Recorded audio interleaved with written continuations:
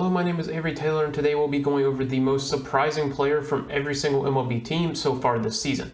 If you haven't seen it already, I have posted the most disappointing player from every team so far this season, and if you enjoyed this type of content, please be sure to hit the like and subscribe, and let me know who you guys think is the most surprising player so far from this MLB season. With that being said, let's go ahead and take a look at the probable National League Cy Young winner in Justin Steele. Currently with a 2.49 ERA, and if you're an old head and like old traditional stats, he has a 16-3 win-loss record with a 1.126 whip. Absolutely phenomenal so far this year. He's been progressing every single year since he's made his major league debut in 2021 as a 25-year-old rookie. He currently, like I said, 2.49 whip. He is more of an old school type pitcher. He doesn't necessarily get a lot of strikeouts, but he does limit the long ball and has reduced his walks greatly this year, which has led to his dramatic improvement. He currently leads the MLB in his win-loss record, his win-loss percentage, ERA, and ERA+, so just an absolutely phenomenal year out of Justin Steele. Next on the list is a guy we all kind of saw coming as a great player, but maybe not to the extent that he has put forth this season, and that is Corbin Carroll. He showed glimpses of it in his limited time last season. You saw the 830 OPS, you saw he could be an excellent hitter at the MLB level, but this year he put it even more on the table doing it for a full season, currently leading the league in triples as well with an 866 OPS and a 134 OPS plus.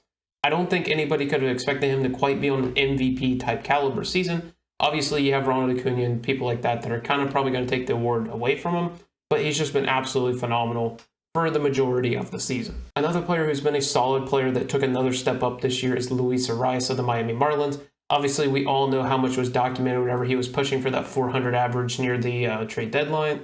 And he has cooled off a bit from that, currently with a 348 average, 390 on base, 452 slugging, giving him an 842 OPS and a 130 OPS plus. Whenever they made the trade of Pablo Lopez for Luis Arias, it was kind of a puzzling move at the time, but Luis Arias has really stepped up to the plate, and they have enough pitching on that Miami Marlins team to justify the move. Next on the list is Tanner Beebe of the Cleveland Guardians. While the Guardians front office hasn't done much to help this team, the rookie has. This was his first year of actually being ranked as a prospect across the board by Baseball America, Major League Baseball, Baseball Prospectus, all of them. First year being ranked, and he has made the most of it in his first season as a 24-year-old rookie. In Cleveland, he has a 3.03 ERA with a 1.185 whip, giving up 7 hits per 9, less than a home run per 9 inning. He is walking about 3 batters per 9 innings, and his strikeouts are down from what he was in the minor leagues, but overall putting together a great season so far for Cleveland, and is just continuing to prove that Cleveland can make a pitcher out of pretty much anybody except for Noah Syndergaard. Next on the list is a guy we've all been waiting to break out, and that is Luis Robert of the Chicago White Sox. He is one of the few bright spots going on this season with the White Sox, and it's deservingly so. He has finally put together a full, almost healthy season so far with a 270 batting average, 323 on base, 548 slugging, giving him an 871 OPS. And the biggest thing, the consistent power has finally come along with the health. Already at 35 home runs, 75 RBIs, just been a phenomenal year, and it's finally starting to see that player that we all knew he could have been whenever he was coming up as a prospect. Next on the list is Kansas City Royals starting pitcher Cole Ragans, who made his move over from Texas in the Aroldis Chapman trade in early July. He started 9 games with a 1.69 ERA. He actually just capped off a really impressive scoreless start streak and has a 1.93 FIP, has a whip less than 1, giving up less than 6 hits per 9 innings, only has given up 0.2 home runs per 9 inning, walking a career low, striking out 11 batters. He just looked like a completely different pitcher in Kansas City as compared to Texas. Ryan Noda of the Oakland Athletics is what this video is all about. A 27-year-old rookie who's really breaking out and finding his form on a team that really just doesn't have much to cheer for. Currently with a 239 batting average with a 377 on base with a 431 slugging and an 808 OPS, giving him a 130 OPS plus. He also has 15 home runs and 50 RBIs. So maybe he can be something that the fans can cheer for as their team leaves Oakland. Next on the list is the former top prospect in Nolan Jones of the Colorado Rockies. Jones was ranked as high as 36 by the Major League Baseball and was in the 2019 Futures game after being drafted in the second round by the Cleveland Guardians. But his time with the Guardians didn't necessarily go to plan, and he ended up getting moved to Colorado, where he has really taken form in the high altitude. So far with a 275 batting average, 355 on base, 505 slugging, giving him an 860 OPS, along with 15 home runs and 50 RBIs. It's really been the breakout that's been long overdue for Nolan Jones after really not getting a full season of play at the major league level until the age of 25. Next on the list, we saw this guy at the World Baseball Classic play for Japan and be an absolute star for them, and that's Lars Nootbaar, and he's really taken form in the MLB as well this season. Currently with a 274 batting average, 378 on base, 442 slugging, giving him an 820 OPS and a 125 OPS plus. He really has put together another great full season after he did so last season kind of quietly as well. Next on our list is a guy that continues to surprise me as a longtime Pirates fan is Charlie Morton, who continues to get it done at a great level even in his advanced age. Currently at 39 years old, has a 3.42 ERA with a 3.74 FIP, a WHIP close to 1.4, but giving up 8.2 hits per 9 innings, 0.7 home runs, 4.3 walks, and striking out over 10 batters per 9 innings. He's really rounded out his game as a strikeout pitcher since his move away from Pittsburgh, and it really kind of makes me sad, but it is what it is, and he is here continuing to be a great pitcher late into his career.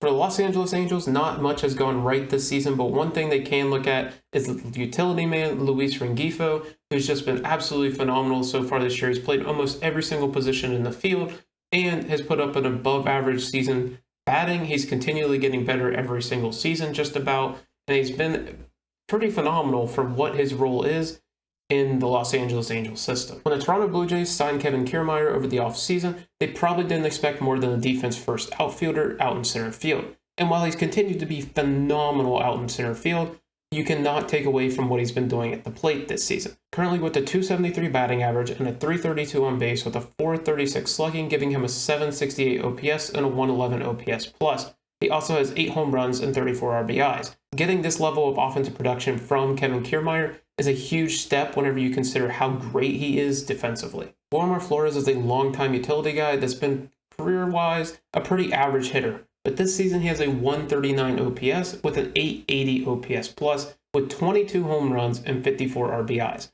It's really strange to see a 31-year-old putting together his best season to date, but here we are, and he's been absolutely phenomenal so far this year.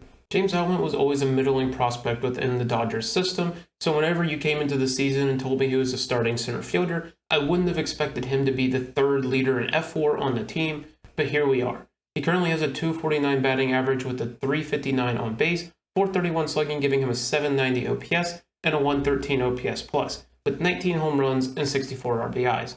He's been a phenomenal addition to an otherwise stacked Dodgers lineup. Whenever we came into the season, if you told me the pitching staff with Max Scherzer and Justin Verlander would have a third pitcher that actually outperformed all of them, I would have told you you're crazy. But here we are with Kodai Senga leading the way, and those two pitchers no longer being on the roster.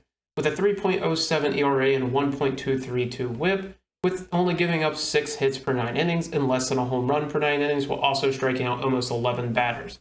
He has been absolutely phenomenal, and the 30-year-old rookie is doing absolutely great in his first season in the move over from Japan. Everyone get your popcorn. J.P. Crawford is finally hitting the baseball. For a long time, he had been the plea of many Philly fans and Seattle.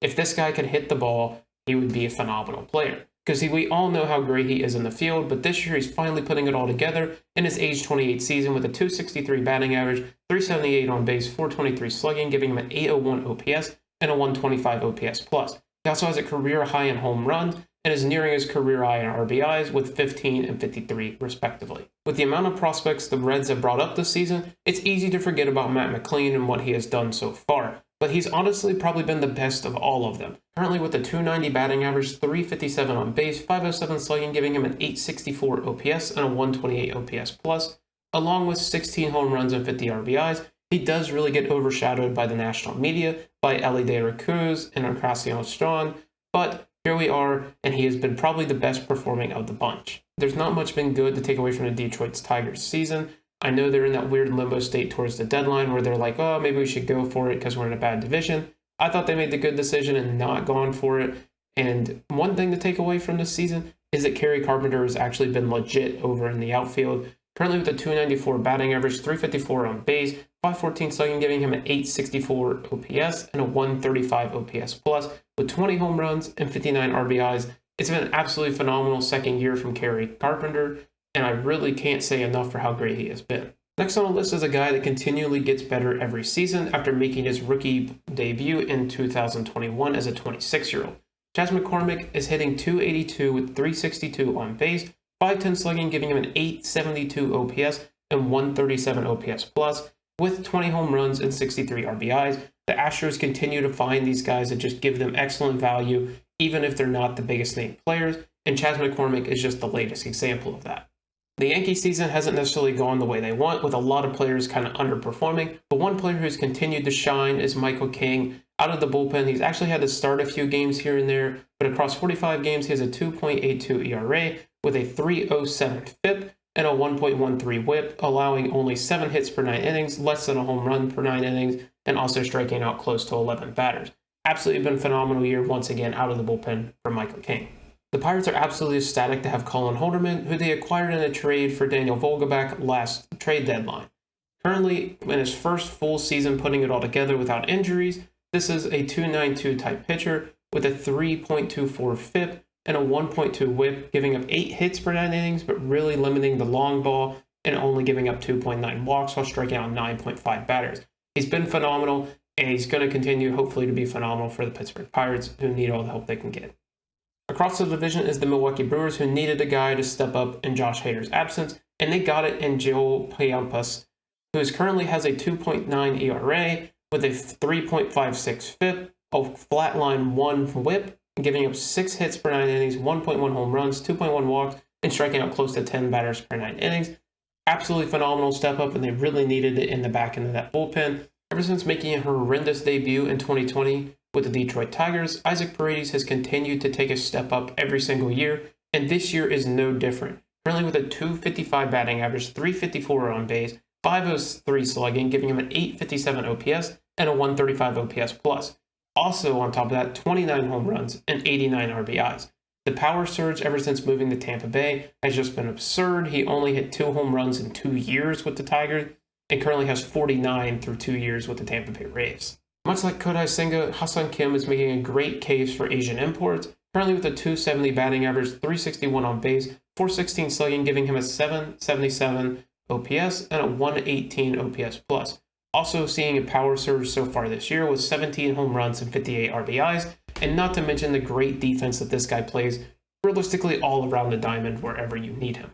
Next on the list is Bryson Stott, the second baseman for the Philadelphia Phillies. He's really taken a step up in year 2, currently with a .288 batting average, .335 on base, .436 slugging, and a .771 OPS with a .109 OPS plus. He also has 15 home runs and 58 RBIs. The adjustments that he made over the offseason with his bat has currently been paying off. With Lane Thomas of the Washington Nationals, we've always seen glimpses of promise, but always had letdowns as well. Well, so far this season, he's putting together a full, complete, great season with a .278 batting average, .327 on base, .477 slugging, and an .803 OPS, giving him a .119 OPS plus with 24 bombs and 77 ribbies. I was really surprised to not see this guy get moved to the deadline, but they have some control over him long term, so maybe that's into the future plans of the Washington Nationals. Next on the list is Brayan Bello of the Boston Red Sox. The Red Sox have needed starting pitching for some time now, and they finally got a little bit of an answer in the second-year man in Bello. Currently with a 3.68 ERA and a 4.26 FIP, 1.2 WHIP, and giving up 9 hits per 9 innings, 1.2 homers, 2.4 walks, and only striking out 7.4 batters. Definitely not the strikeout artist that you would like, but he's been pretty solid so far this year. Another pitcher stepping up big time for their team is Kyle Bradish of the Baltimore Orioles. The Orioles needed an ace, and somehow Kyle Bradish has been their guy so far this year. Currently a 26-year-old second-year man with a 3.03 ERA, has a 3.4 FIP, so it's pretty sustainable, of almost 1 WHIP, and 7.4 hits per 9 innings, 0.8 home runs, 2.4 walks, and striking out 9 batters per 9 innings. He's been absolutely phenomenal, especially for what you were expecting to get out of Kyle Bradish this year. Next on the list is Edouard Julien, a former 18th round pick in the 2019 draft, currently sat at a .273 batting average with a .383 on base, .454 slugging, and an .840 OPS and a .130 OPS plus.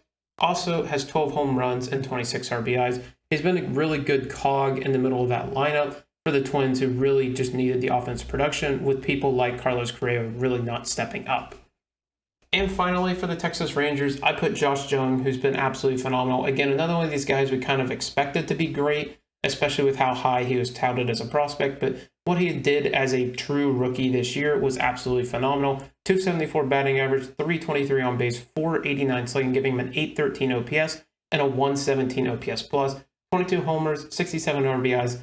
Hopefully this guy can get back for the postseason run. And that's going to do it for today's video. Let me know what I got wrong. Let me know what you guys think. And as always, I hope you guys enjoyed and have a wonderful day.